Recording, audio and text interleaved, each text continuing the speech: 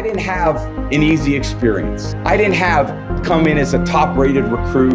I didn't come in with the opportunity to play right away. I had to earn it. And you know what the greatest honor I've ever received as a player is? In my 4th year and my 5th year, I was named team captain. That, to this day, is the single greatest achievement I've ever had as a football player. Because the men in this room chose me to lead their team. And these were my best friends. These were the guys that knew that I liked to work, that knew that I loved football, that knew that I loved to play, that knew that I wanted to be the quarterback for Michigan. And all the lessons that I learned here on State Street and in the big house, that's still what I bring to practice today. And after 14 years, I love the game more than I've ever loved it. But where did I learn the love for the game? Where did I learn to practice? Where did I learn to compete? It was sitting in the same chairs that you guys are sitting in today. When I'm playing football, I appreciate it. I'm nowhere else. I'm in the present.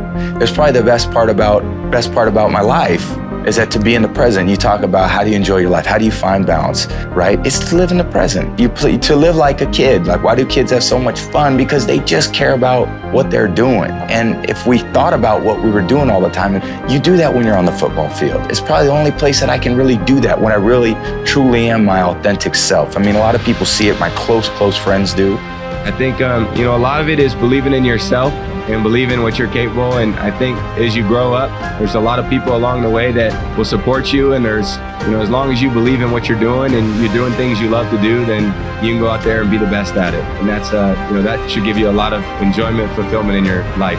I think my appreciation for the game is at the highest it's ever been. And I think because the priorities, you have your priorities and you make your priorities. So my family is, 1, and then football is 1A, and when it's family time, it's family time, and when it's football time, it's football time. Well, everyone has their different belief systems. I think everyone has their different opinions of, those types of things that you talked about. Certainly as an athlete, I care very much what I put into my body. I think that I'm 38 years old. I'm not 22 anymore.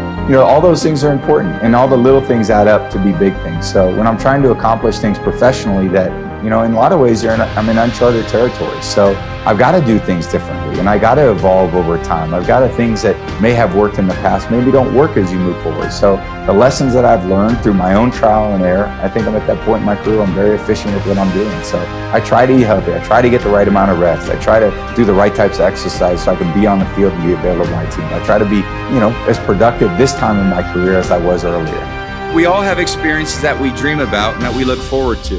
And when we get them, they don't always go our way. I learned that as a freshman on the football field just outside of this gym.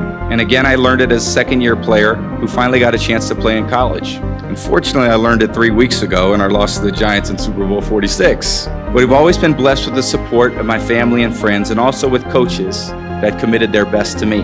And with each opportunity came an understanding of the things that it takes to be successful. And often this happens through trial and error, and sometimes through outright failure, because Lord knows I made plenty of mistakes. So whether I was learning through watching, as I did my freshman year at Sarah, or playing and making mistakes over the course of my career, I've continued to learn to embrace every hardship and to seize every opportunity on and off the field. The owner of my current team, Robert Kraft, has told me time and time again, every bump is a bounce.